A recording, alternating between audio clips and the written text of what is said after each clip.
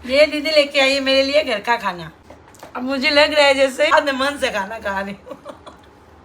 राधे राधे दोस्तों, मैं सुजाता और मेरी चल रही है कैंसर जर्नी। ट्रीटमेंट के दौरान मैं आई हुई हूँ अहमदाबाद रेडिएशन के लिए।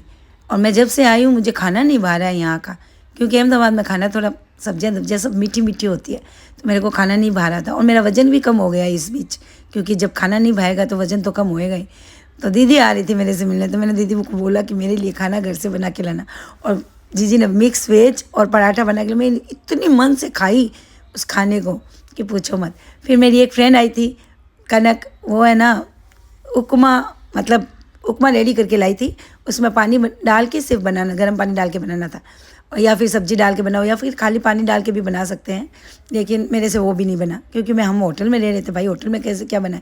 पर मेरी दीदी आई, उसने प्याज टमाटर भी काटा और होटल के किचन में मेरे लिए उपमा रेडी किया। तो thank you Kanak, upma ready करके लाने के लिए, और थैंक यू दी बना के देने के लिए। मेरे को उपमा इतनी पसंद आई, इतनी टेस्टी लगी कि क्या बताऊँ, एकदम मन से खाई, क्योंकि घर का तो घर का ही होता है और दीदी का हाथ का तो क्या ही बोले। इसलिए लोग कहते हैं कि एक बड़ी बहन ही माँ की जगह ले सकती है, और सही में मैं उपमा इतने मन से खाई कि क्या ही बोलूँ। फिर अगले दिन हम गए दीदी के घर। मेरी एक कज़न दीदी है, उनको भी ब्रेस्ट कैंसर हो रखा है, तो उनसे मिलने के लिए वो तो आ नहीं सकती, क्योंकि उनके थोड़ा ज़्यादा ही फैल गया था, तो 4 स्टेज है उनके, तो वो नहीं आ सकती। तो मैं गई उनसे मिलने के लिए, और वहाँ पे खाना खाया इतना टेस्टी कि क्या ही बताऊँ। बहू रानी ने बनाया था बहुत ही बढ़िया खाना, और घर का खाना मुझे तो वैसे भी घर के खाने के लिए मरी, तो बहुत बढ़िया लगा। खाना खाए, सबसे मिले और फिर रवाना हो गए।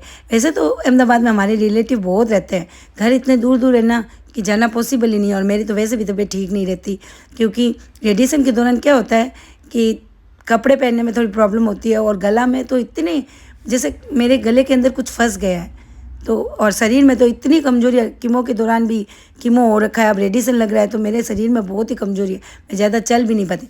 तो मैं कहीं नहीं जाती हूँ, जो रिलेटिव है सब मेरे से मिलने आ जाते हैं। लेकिन दीदी आ नहीं सकती बोल के मुझे दीदी के घर जाना ज़रूरी था, और जाके मिल के आई दीदी से, मुझे इतना अच्छा लगा। फिर अगले दिन हम गए हॉस्पिटल, वहाँ पर मीटिंग थी डॉक्टर और पेशेंट लोग के बीच में, जिसमें हमें बताया गया क्या खाना है क्या नहीं खाना है, लाइफस्टाइल कैसे अब चलनी है अपनी, और एक्सरसाइज कैसे करना है, सब बताया। फिर हम लोगों ने फ़ोटो खिंचवाया, वहाँ जाके मतलब बहुत कुछ जानकारी मिली। डॉक्टर लोग ने समझाया हमें आगे से कैसे जीना है, डाइट कैसी लेनी है, सब बताया। और फिर मेरे मन में जो क्वेश्चन थे मैंने पूछे, और भी मेरे जैसे बहुत से पेशेंट थे, उन्होंने बहुत से क्वेश्चन किए, आंसर मिले।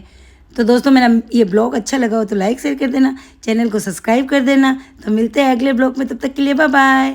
ये देखो मेरी दीदी यहाँ भी सब्ज़ी बना रही है मेरे लिए, क्योंकि मुझे सब्ज़ी रोटी खिलाएगी वो, क्या बात है।